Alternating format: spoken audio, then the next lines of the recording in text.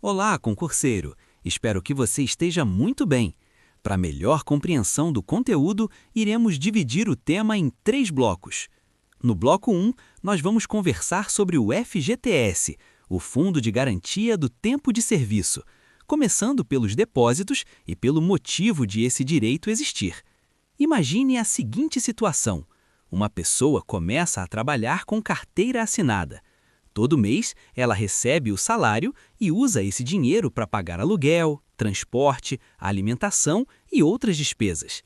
Mas existe um valor que não vai direto para o bolso do trabalhador. Esse valor fica guardado em uma conta vinculada, no nome dele. Esse é o FGTS. A lei determina que o empregador deve depositar todos os meses o equivalente a 8% da remuneração do empregado. Esse dinheiro não é desconto do salário. Quem paga é o empregador. Isso costuma confundir muita gente, então vale reforçar: o trabalhador não perde nada do salário por causa do FGTS. Agora pense comigo. Se em determinado mês o trabalhador faz horas extras ou recebe comissões, o salário aumenta e o depósito do FGTS também aumenta, porque a base de cálculo acompanha a remuneração. Isso é detalhe clássico de prova. O FGTS existe para proteger o trabalhador em momentos importantes da vida, principalmente quando ele perde o emprego sem querer. Funciona como uma reserva obrigatória. É como se todo mês alguém estivesse guardando um dinheiro para você, pensando no seu futuro. Se o empregador não faz os depósitos corretamente, ele está descumprindo a lei e pode sofrer penalidades. Para o concurseiro, é fundamental entender que o depósito do FGTS é obrigação legal, mensal e vinculada ao contrato de trabalho. Com isso bem claro, respira um pouco, organiza essa ideia na cabeça, porque no próximo bloco nós vamos falar de algo que sempre aparece em prova e que tem impacto direto na vida do trabalhador: a multa de 40%. Bloco 2. Seguindo com nosso raciocínio, agora nós vamos conversar sobre a multa de 40% do FGTS. Esse tema é simples, mas cheio de pegadinhas em concurso. Vamos pensar juntos. Um trabalhador passa anos em uma empresa.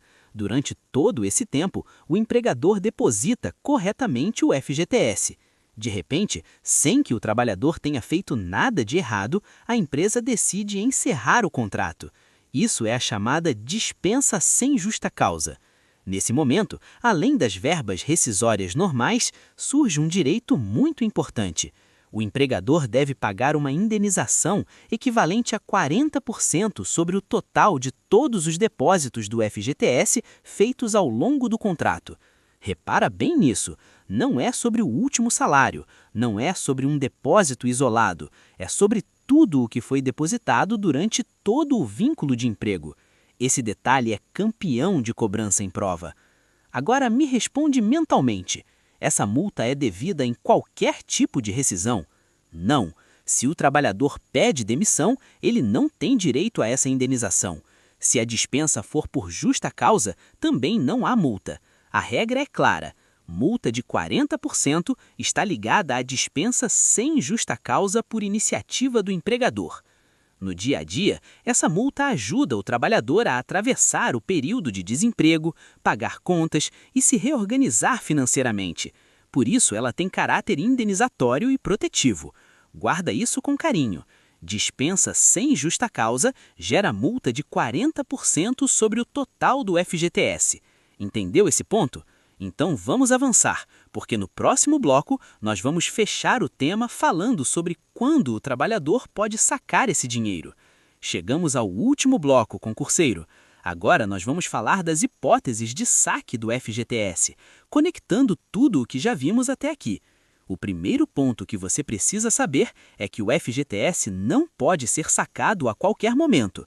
A lei define situações específicas. Isso evita que o trabalhador fique sem essa reserva quando realmente precisar.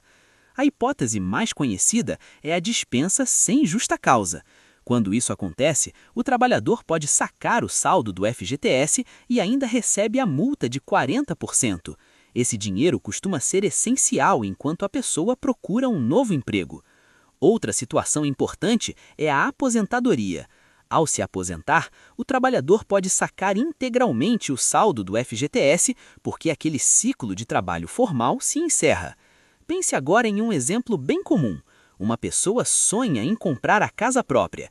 O FGTS pode ser usado para dar entrada no imóvel ou para reduzir o valor das parcelas do financiamento. Isso mostra como o fundo também tem função social.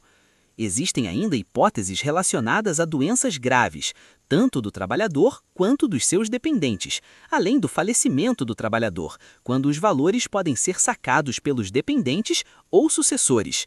Para a prova, o mais importante é lembrar que essas hipóteses estão previstas em lei e são limitadas.